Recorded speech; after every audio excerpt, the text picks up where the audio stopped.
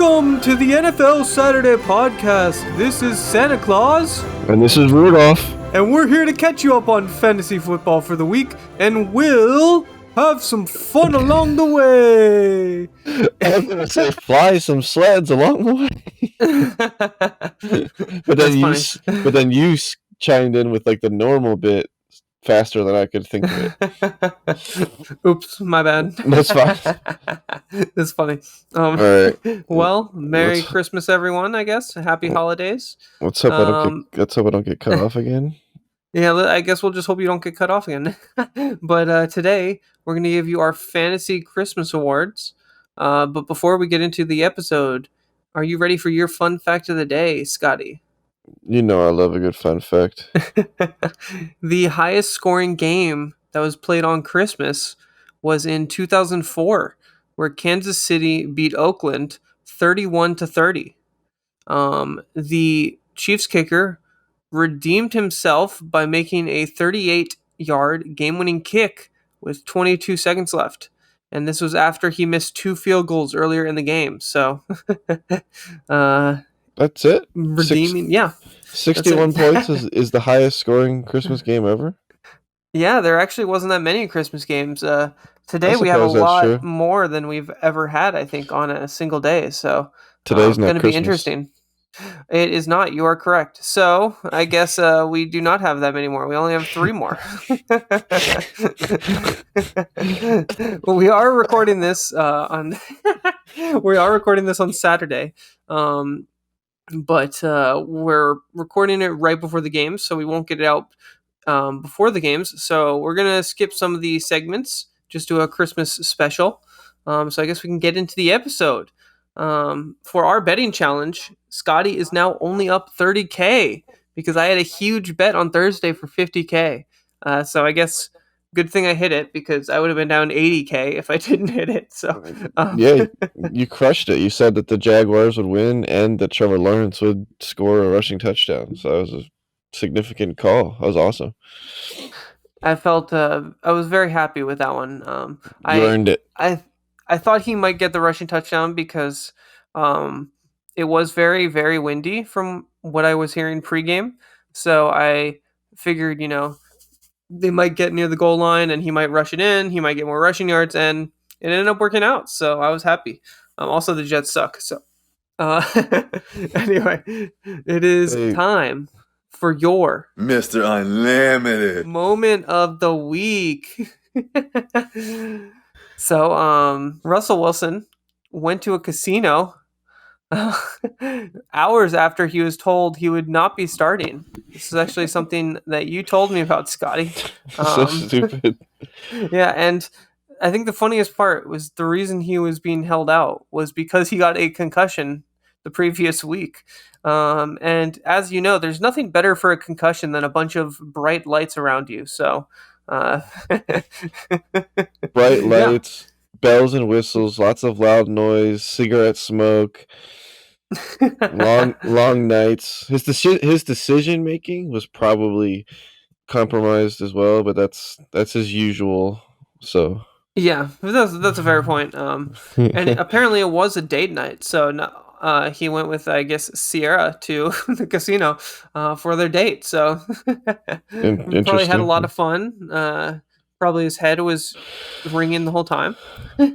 Probably. There's your fun fact. I get your fun fact here. There's your unlimited moment from an unlimited man who can go to the casino even when he has a concussion. But Scotty is not feeling great, so I think we should just hop right into the episode for the Fantasy Christmas Awards. Are you ready to get into the Fantasy Christmas Awards? I am ready. Why don't you explain what the Fantasy Christmas Awards are? Yeah, so we're going to come up with a award or something related to Christmas that is I don't know, something either funny or just something that we thought could work as a award, and it's going to be related to Christmas, and then we'll compare it to players. So first I'm going to say the name of what it is, and then I'm going to give an explanation of how it relates to fantasy, and then I'll give 3 runner-ups and then a winner. So, yeah, I guess we can do it like that. You can also do nominees. I don't know if you wanted to do nominees, Scotty, and then pick your winner like Oscar or something. But I guess I can just give an example because I think my first one's pretty clear. So the first Fantasy Christmas Award is Grandma's Christmas Gift. Um, this Okay. this award, when you're young, you don't like Grandma's gift to you because it's like socks or something that you don't really, you don't love it. But when you get older, you start to appreciate her gift when you run out of socks, when you run out of underwear. So it's someone that gets better as the season goes on. So the runner-ups for the award are Evan Ingram, who has gotten a lot better recently, AJ Dillon, who's gotten a lot better recently, and Marlon Mack, who's gotten a lot better recently. And your winner for the Grandma's Christmas Gift Award is Jerick McKinnon. I think he deserved it the most. You've experienced this as well, as you've clearly been a fan of his recently. So yeah, that's the Grandma's Christmas Award. Someone who got better as the season went on. Any thoughts on this, or do you want to move on to your first one? No, that's a he's aged well throughout the season. Yes. He was like a fine wine. I would say like Grandma's socks as a gift. They get warmer the colder it got. Exactly. All right. No, I like that. That's a good one. I liked your name of the gift and the explanation as to how it ties in. That was neat. I'm ready for your neat ones. So, what are your comedy ones? Because I've been anticipating these all week. I will say this is the one that I came up with in our chat. So you do know this one, but you don't know my nominees and who won. I do not. This award is called Santa's Little Elf. As you know, elves are tiny people. Short people, if you will. So this award goes out to all the fantasy players with high expectations. But unfortunately, they fell short of those said expectations. I've picked 4 people who I think this mainly applies to. We got, first of all, JT, old Jonathan Taylor. He was either first or second in, I would say, what do you think, 99% of fantasy drafts? Yeah, in my fantasy draft, he was definitely first. He only scored over 20 points twice, and 7 times he came in under projection, so we don't like that. Number 2 that I had a nominee for was Najee Harris. He only scored over 20 points 1 time and never went over 100 yards. As a first-round pick, to have 12 games under projection is a huge disappointment. And then you got Mike Evans. Yeah. He came under projection 9 times and only eclipsed 20 points twice. So these are all 3 first 2 rounds people, rounds 1 and 2 people that just literally laid an egg every single week. Sort of like an honorable mention. I want to say Mac Jones applies to this. Yeah. He wasn't a high draft pick, but everyone kept calling him Baby Brady. So the fact that he just basically averaged under 15 points a game as a quarterback is a joke. So I think because Jonathan Taylor got hurt a bit and the Colts really had to find themselves as a team, I'm going to give this award to Najee Harris. Nice. He did nothing. If you had him on your fantasy team, you considered benching him, which is unheard of for a first round pick. Unacceptable, yeah. Najee Harris. Step it up. I like this pick. I like it. You talked about this earlier, what the award was going to be possibly, and I like the nominees. I think, especially Najee, he almost made it onto one of my other lists, but I ended up going a slightly different direction, so I like the pick. Well, I guess we can move on to my second Fantasy Christmas Awards, which is the Stockings gift. This is a gift that only lasts for a little bit.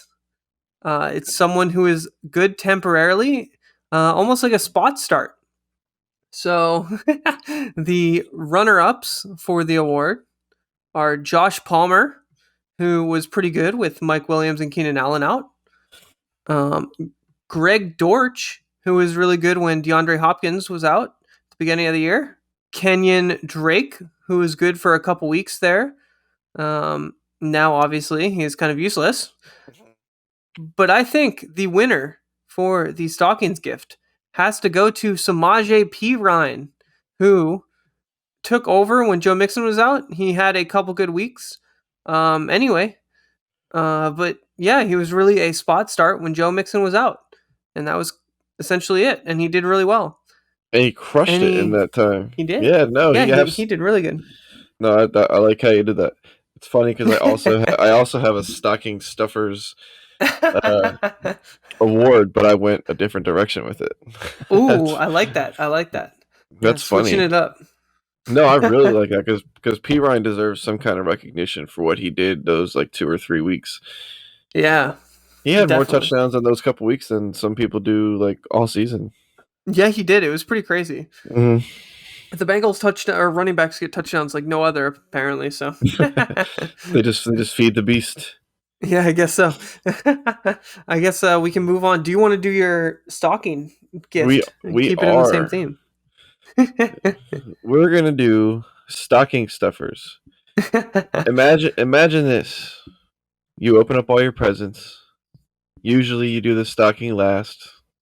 Those gifts aren't as nice. It's usually just little pieces of candy or maybe a socks or something like that.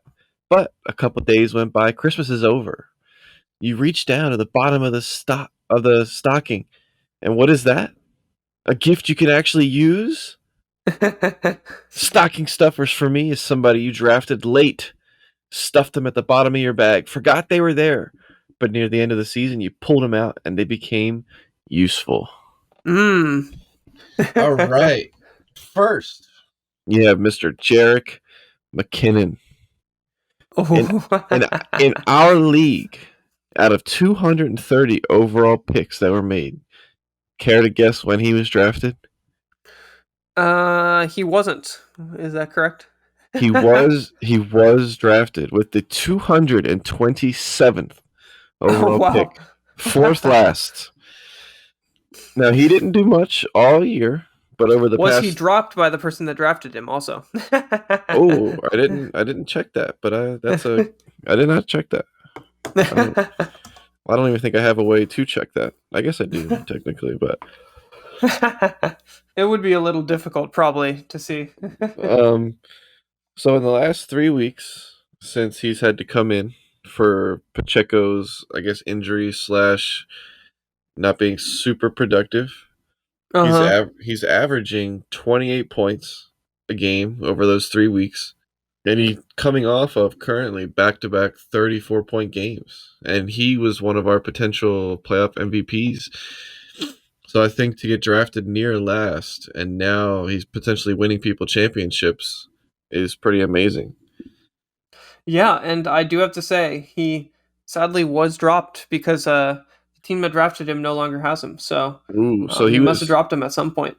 So he wasn't a stocking stuffer. He was like someone threw their stocking away with him still in the bag. And the next person was like, oh, this is an awesome stocking. Some random person found the stocking and then found it.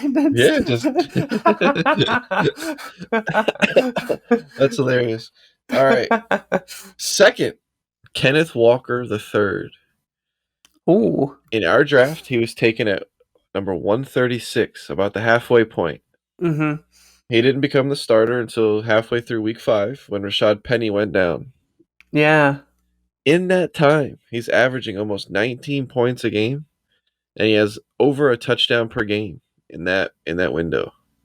Mm-hmm. So to go from an afterthought drafted as like a handcuff or as like maybe he'll earn the role later on in the season, to now he's a weekly start getting you 15 to 20 points a week. You're loving that as a person you probably didn't even think of at the beginning of the year.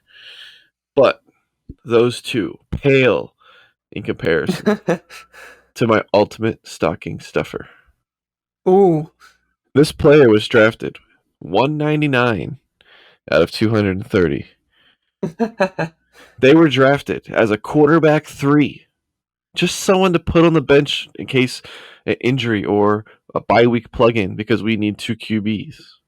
Oh, I know who this is. A player who replaced a $300 million quarterback going to another team. We're talking about Geno Smith. Woo! A man whose career was thought to be over. He hadn't played in years, and he certainly hadn't been relevant in longer than that. He is currently the quarterback 6 in Yahoo Fantasy scoring, averaging over 21 points a game, coming over projection 85% of the time. Geno Smith is a player I went from thinking I would only plug him in during the bye weeks to a weekly start where I don't even consider putting him on the bench. Geno Smith, you are my stocking stuffer, buddy. You've done me well. This is a great pick. I love this one. Yeah, no, I love the pick. You did a great job with these. Thank you. I guess we can move on to my third one. Ooh, I'm ready. My fantasy Christmas award, my third, is ornaments. So, Ooh. ornaments Good dressers are completely useless. Oh. But we still use them because they're pretty and they have history. So we're talking about players that have been bad, but they only survived through their name value. So our runner-ups are Aaron Rodgers, who has been pretty terrible. Okay. Kareem Hunt, who has also been very bad this year, but people still had a rosy history of him, and they were picking him way too early. One of those people is me. And then our third runner-up is Melvin Gordon, who obviously people expected him to do well and still get work, and we drafted him way too early. But there's only one true winner for this, and I think you know who it is. It is Mr. Unlimited, aka Russell Wilson, who has been terrible this year. He has only had 2 fantasy games where you could even start him. Sadly, if you have had to start him every other week, you've not only had bad games, but you've lost your games because of him a lot of the time. So he, I think, is the winner of this award, surviving solely on name value. So yeah, that is my ornament winner, Russell Wilson, a useless fantasy player. I'm in 100% agreement with that. First of all, I love the way you spun it. That ornaments are useless, but they're pretty and have history. That tied in literally perfectly. I love that. And Russell Wilson definitely deserves that award.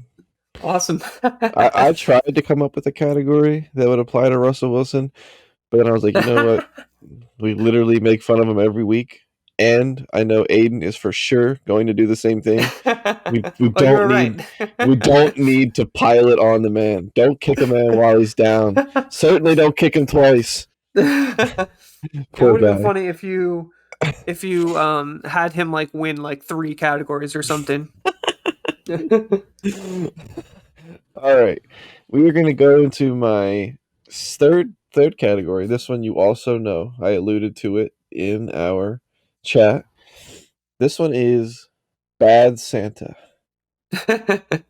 This is a player we hold in high regard as a Santa, but they never delivered a good gift.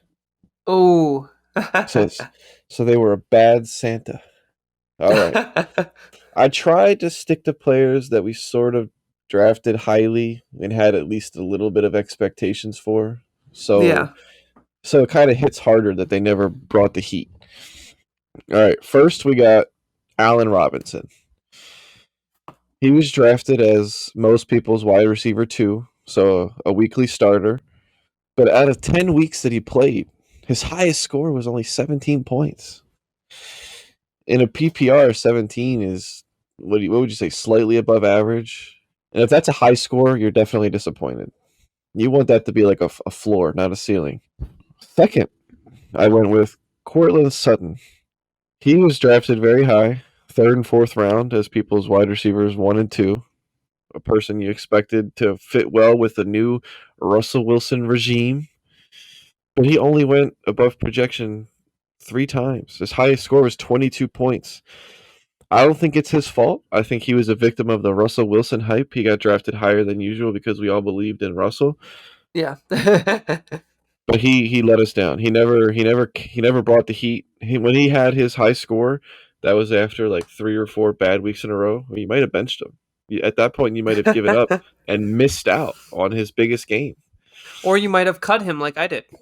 Ooh, that's a fair point. But the winner of this category, or the loser, if you will, is somebody you, Aiden, are all too familiar with. Oh, no. We're going with someone who was drafted in the 4th round. And he was expected to be a tight end 1, a weekly starter.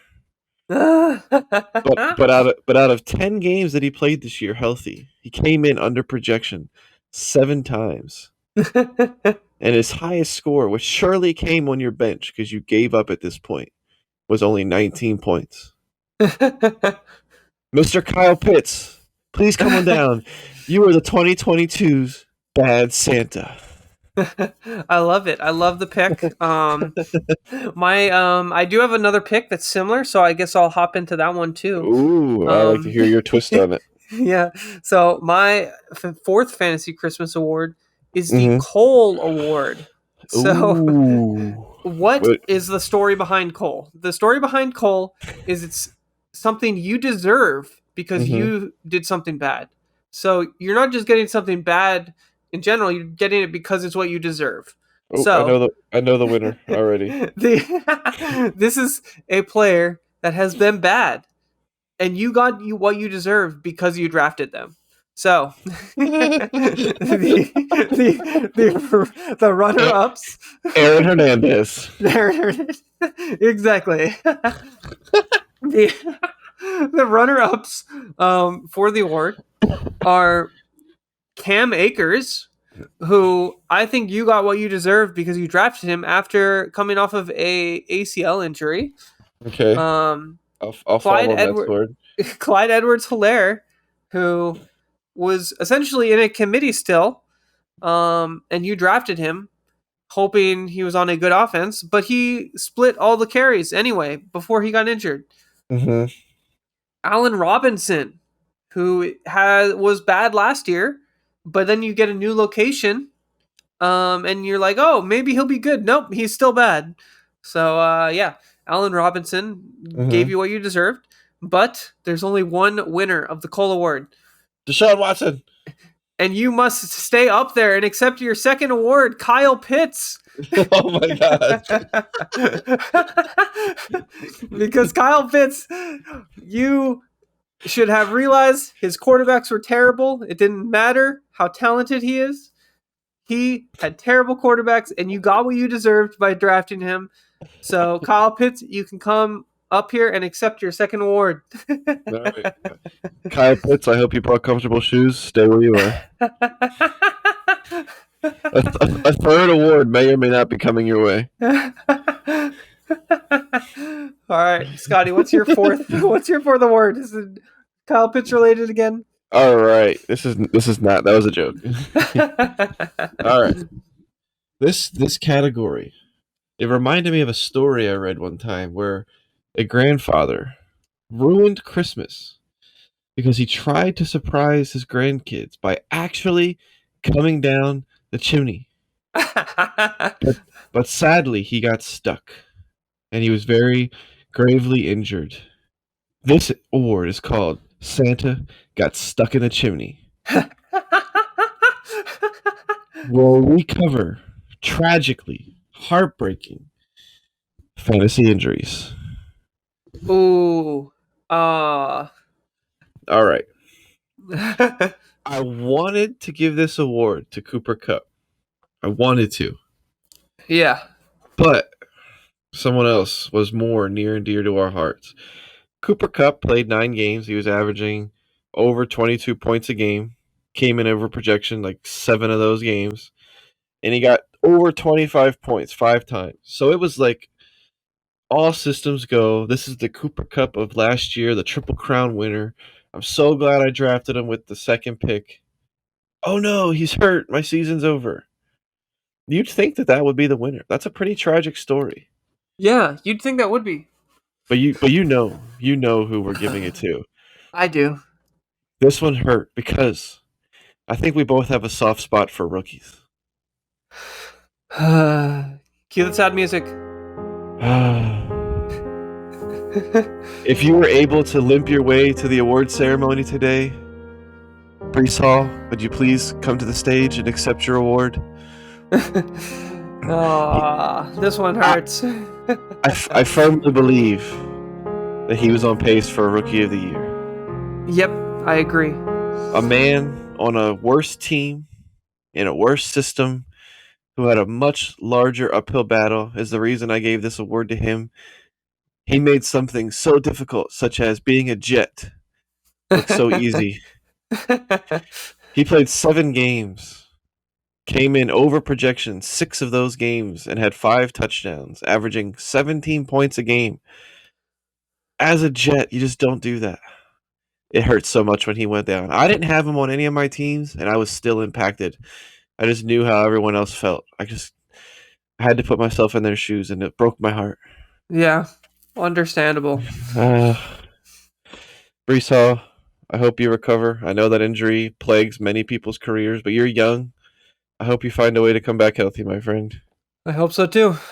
But I guess we can switch tones to a positive gift because we have my last gift, which is actually a positive one. I know, surprising. And that is Santa's gift. Santa's gift is typically your big gift. It's the one thing you want, typically.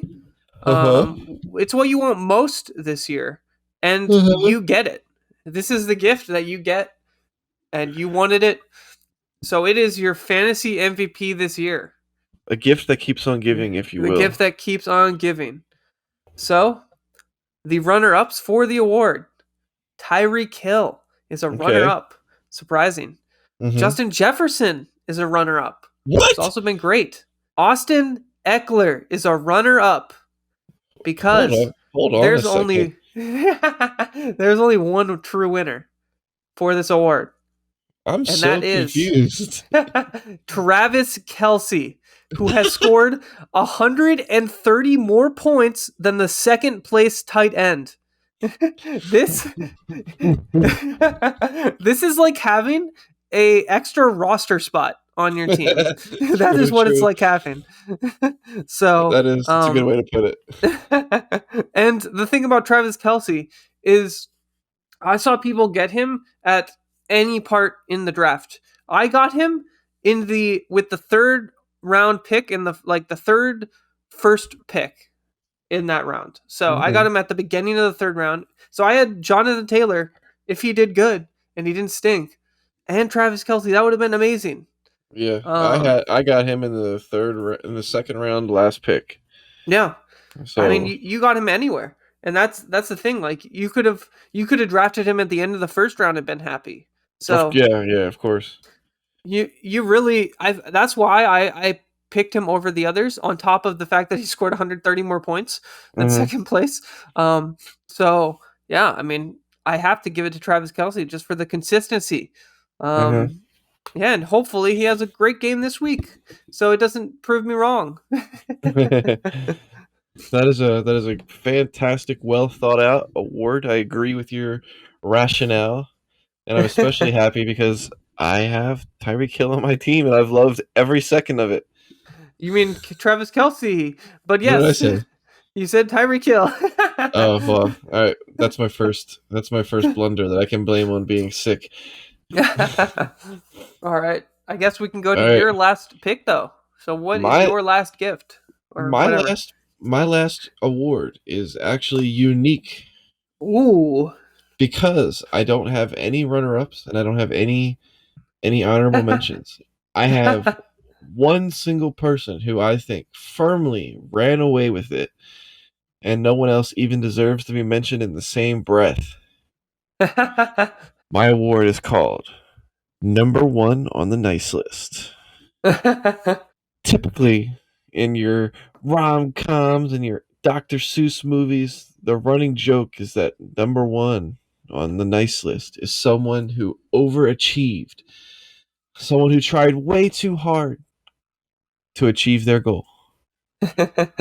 And I believe there is one single person who did that this year more than anybody else. He is currently chasing the single season reception record. He is currently leading in yards, receptions, fantasy points. He's come in over 30 points half of the games he's played. He's Mr. Consistency. I believe if you drafted him in like the third or fourth pick, you were not in doubt if you made the correct pick at any one point throughout the entire season. You've been so happy with Justin Jefferson. You snubbed him. You didn't give him Santa's gift, but I will redeem him and give him the number one fantasy player of the year. I think that's fair. I think that's fair. I have been jealous of Jefferson owners. I've been okay because I have Christian McCaffrey, but there's still just that doubt in the back of your mind that you could be happier if you had Justin Jefferson. Yeah, The, exactly. the man just does it every week. He's had, and you know what? It's funny because there's a lot of questions on Twitter and the fantasy football sphere where he shouldn't deserve the yards record if he beats Calvin Johnson because he had an extra game. But let me tell you this. You could take away 3 of his games and that would account for 92 yards. You could take away 3 games in particular and he would only lose 92 yards. Damn. So it's possible that he would have broken the record even just with 16 games. Possibly. I believe that there should be a new record book. Now that there's 17 games played, I think they should start the history books over and all the people who set their records in 16 games should be inked in history forever. I agree. But I believe if Justin Jefferson breaks this record this year, he does not deserve an asterisk. He will have earned it, and it should be considered the record without doubt. I agree, and I think we've already gone through this when we went from 14 games to 16 games. Mhm. But I mean, what's one more game really? Correct. So yeah, I like it. I guess we can quickly go on to the next segment, which is Ask Anissa, where I ask my wife Anissa a fantasy football question, and she knows nothing about football. So, Anissa, which other player would you give Cole to? Cam Akers, Clyde Edwards-Helaire, or Allen Robinson? Allen Robinson. Allen Robinson gets Cole? All right. Shout out to Remember the Titans. Now let's play What's Your Prop? Where we pick 3 prop bets for the other person who will pick a side.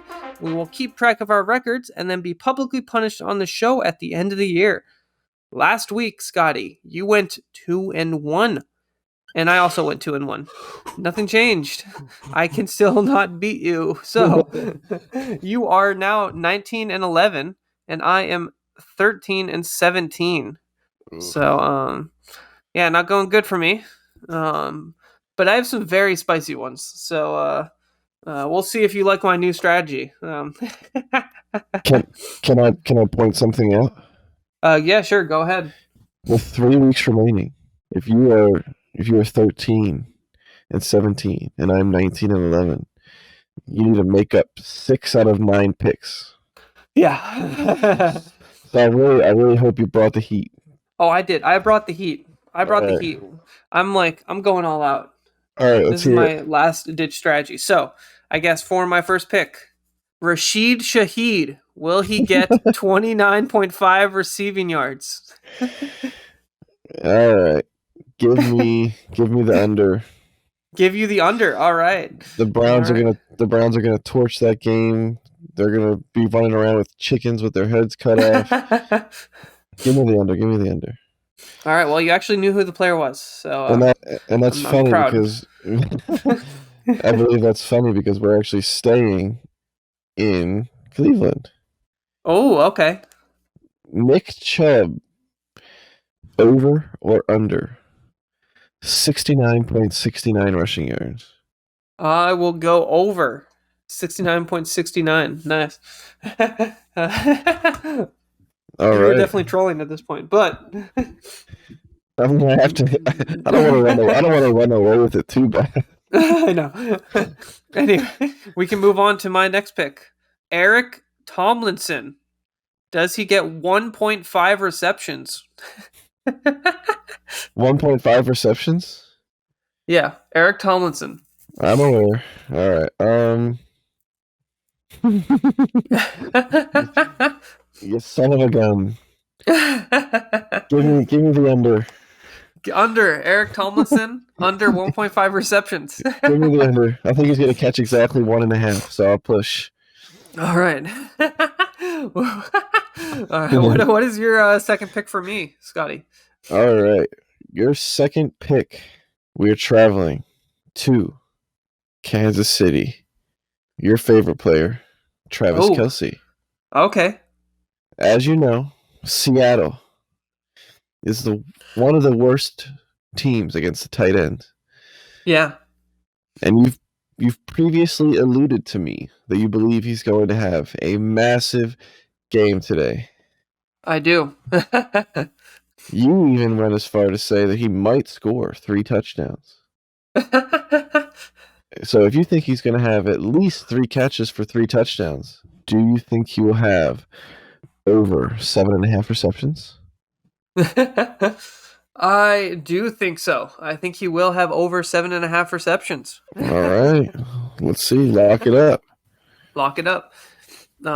Awesome. Well, for my last pick, Mm-hmm. I have only one player. I think I've mentioned that I would make this pick for the past half year, and that is Derrick Henry. Does he get over or under 199.5 rushing yards? So does he get 200 rushing yards or not? So for Take it those of away. you who don't know, every time Derrick Henry plays the Houston Texans, I think the last 3 times in a row, this would be 4. No, he's If he actually been the last 4 times, so this would So be he's 5. done it 4 times. This will be 5, and that's crazy to think about. Yeah. But he has 4 games in a row where he has over 200 yards and 2 or more touchdowns versus the Houston Texans. He basically owns Exactly. them. And last time they played, Aiden was like, "Oh, I'll stump him. I'll ask 115 yards," and he hit the 200 again. So Yeah. now you're not leaving me any. I mean, obviously, I got to go under, right? The Titans have been playing really bad. I feel like you just gave me a free pick, but We'll see. anything could happen, I suppose. We'll see, I Dang. guess. All right, I'm going under. I feel bad. You might have just sealed my overall victory with a free win right there. We'll see. Who knows? Maybe I We- didn't. we- Maybe I did. We shall see. It probably depends on your last pick, though.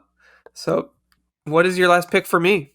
For my last pick, I am also going to repeat a player that I've asked you before. And I'm going to repeat a question that I've asked you before.